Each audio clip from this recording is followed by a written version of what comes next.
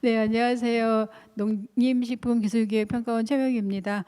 제가 오늘 말씀드릴 내용은 이제 연구윤리 및 제재처분 설명회고요. 이거는 저하고 안 만나시는 게 좋은 내용이긴 한데요. 일단은 보니까 몰라서 이게 잘못된 행위인지 몰랐어. 제재처분에 해당되는지 몰랐어라고 들어오시는 분들이 계세요. 그래서 이것들은 미리 좀 저희가 안내를 하면 처분 대상자가 줄어들 수 있겠구나라고 해서 지금 안내를 드리는 거고요.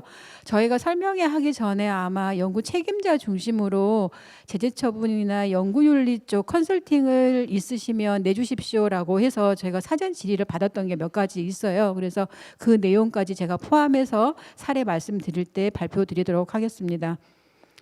먼저 연구윤리 규정의 범위 및 개요, 그리고 제재처분 사례 중심으로 말씀을 드릴게요. 제가 이제 뒤에 자료를 보시면 이 연구윤리 규정에 대해서 제가 꽤 많은 페이지를 작성을 했는데 그 많은 페이지를 여기서 다 말씀을 드리면 너무 힘드실 것 같아서 이 연구윤리 규정의 범위에 대해서 이 한 페이지 정도로만 간략하게 말씀을 드릴게요. 과기부가 제시하고 있는 연구윤리 길잡이에 의하면 연구 수행 과정에서 연구자가 알아야 될 기본적인 가치, 규범을 이제 연구윤리라고 하고 있고요. 그 범위라고 하면 연구 진실성 보호 및 관리, 학문 교류 윤리, 이해 충돌 예방, 인간 대상 연구와 동물 실험 윤리, 그리고 건전한 연구실 문화 조성, 이렇게 5가지를 이야기를 하고 있습니다. 그런데 우리가 상식적으로 다 알 수 있을 것 같지만 조금 더 애매한 부분이 몇 가지가 있는데요.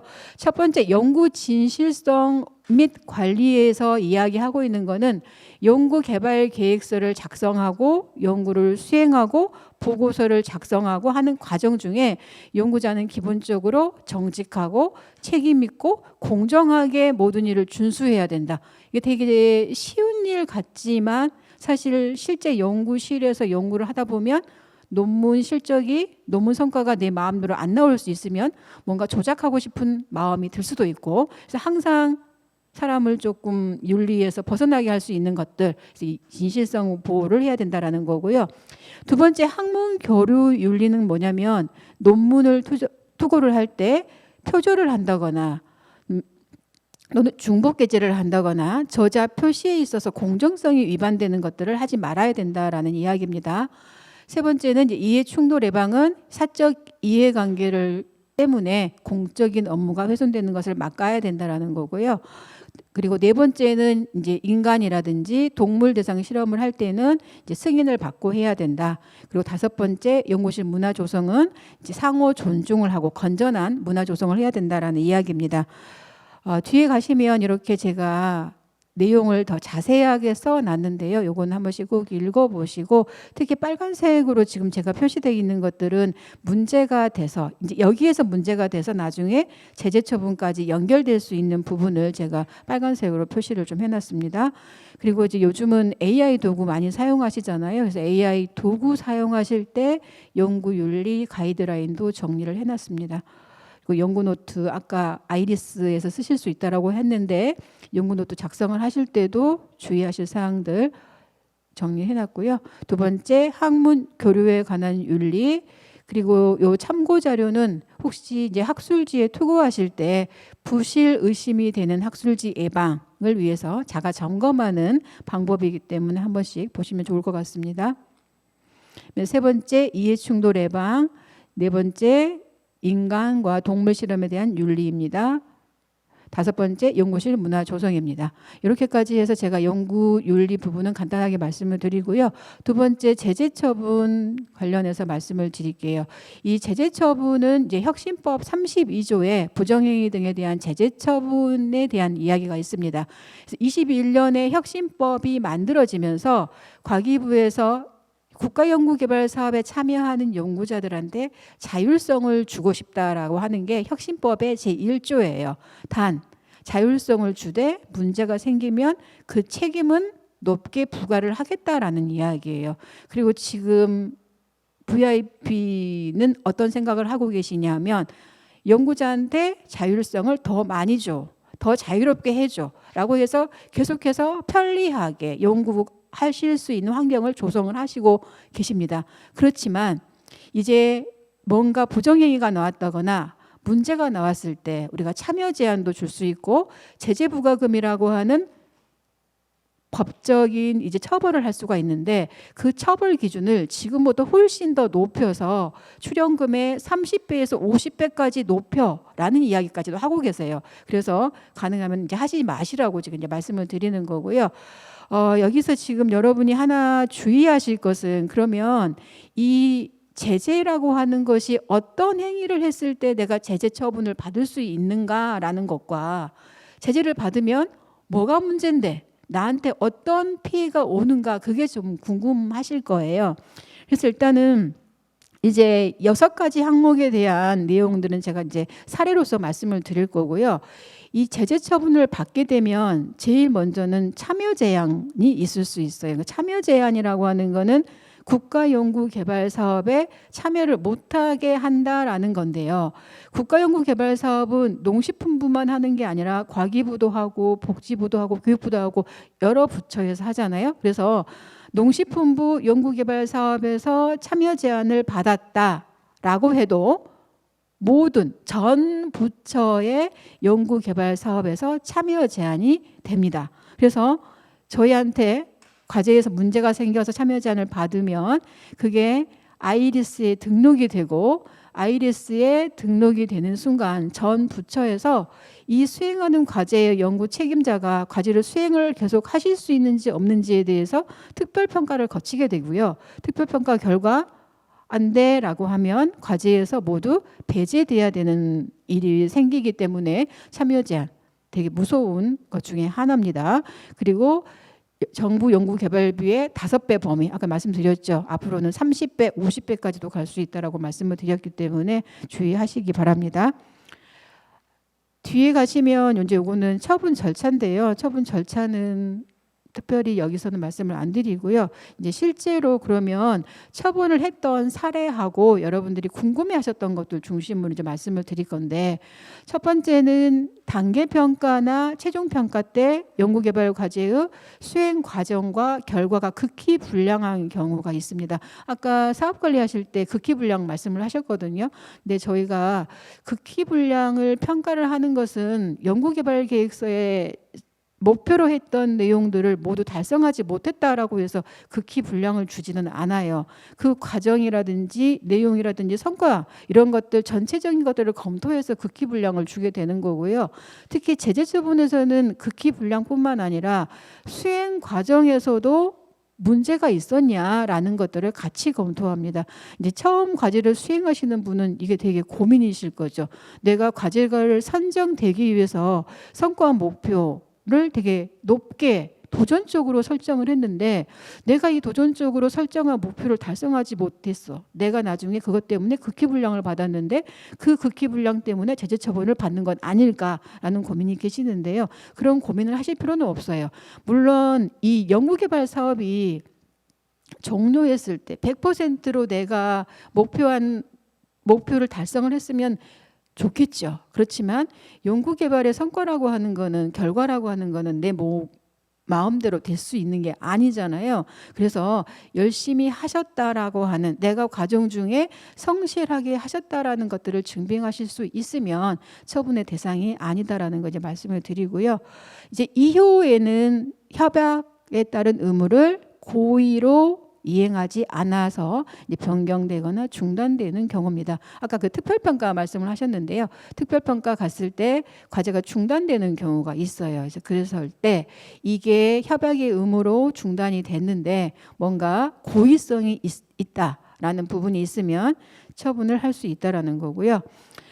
많이 일어나는 경우는 이제 이 세 번째에 해당하는 이제 부정행위인데 부정행위의 사례는 되게 여러 가지예요. 유형이. 근데 첫 번째 유형은 뭐냐면 연구개발 자료라든지 성과를 위조, 변조, 표절, 저자 부당으로 작성하는 경우예요. 그래서 사례를 보시면은 자신이 이전에 했던 연구 결과물을 출처 없이 기재를 했고 연구업적으로 인정받은 경우나 또는 3번에 보시면 지도학생의 논문을 지도교수가 동의 없이 단독으로 발표하는 경우 또는 이제 표절하는 경우 이런 경우가 위변조에 해당이 되고요.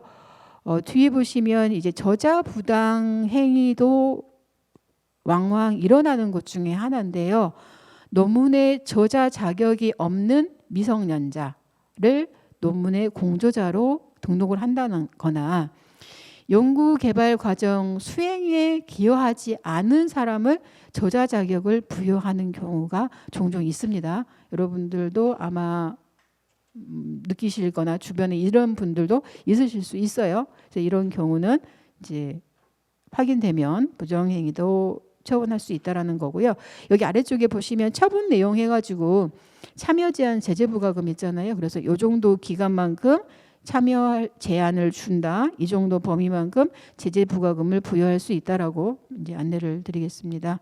그다음에 이제 많이 나오는 것 중에 하나가 연구 개발비 사용 용도의 사용 및 사용 기준을 위반한 경우예요. 요거는 사례가 다양합니다. 혹시 여러분 여기 해당되시는지는 한번 확인을 해보십시오. 첫 번째, 연구에 참여하지 않는 연구원을 등록하고 임금비를 지급하고 횡령한 경우.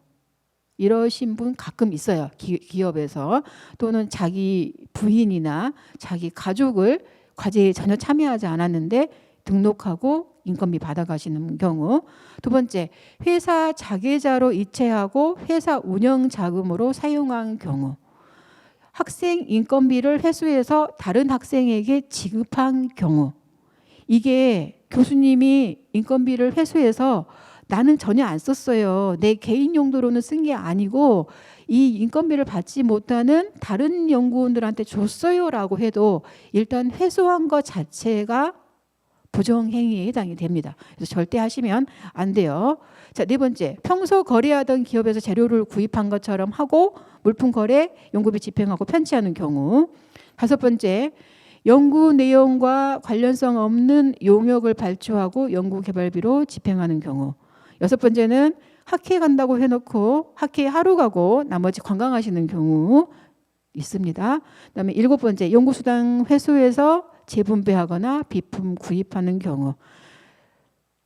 자, 여기 위반 행위에 따라서 이제 처분 내용 나오고요. 요거는 넘어가겠습니다. 그다음에 다섯 번째는 거짓이나 그 밖의 부정한 방법으로 연구개발 과제를 신청하거나 이를 수행하는 경우인데요.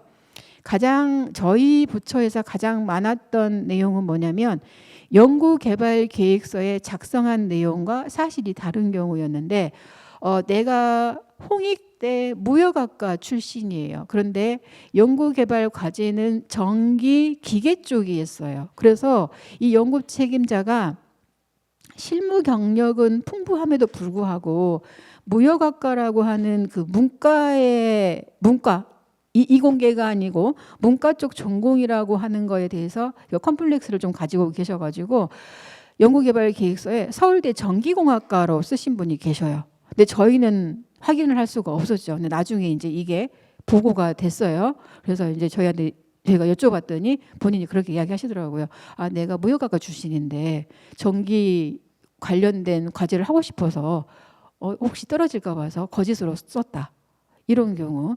또는 내가 이제 무슨 특별한 자격증이 없는데 그 자격증이 있는 것처럼 쓰시는 분들. 그래서 연구개발 계획서에 있는 내용이 사실과 다르면 이제 이것도 부정행위에 해당이 됩니다.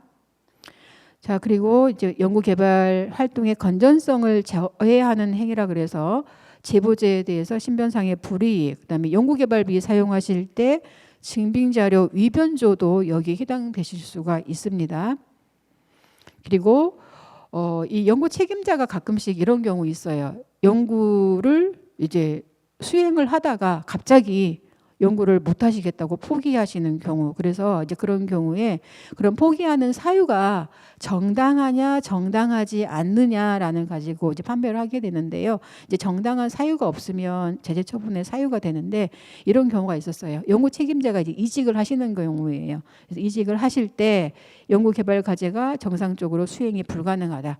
이제 그때 연구 책임자, 연구 기관이 이 연구 과제가 정상적으로 수행이 되도록 얼마만큼 노력을 했느냐를 가지고 이제 판별을 하는 거죠. 그런데 이제 만약에 전혀 노력하지 않고 본인만 그냥 이직을 한 경우에는 이거는 정당한 사유로 인정할 수 없다라는 거고요.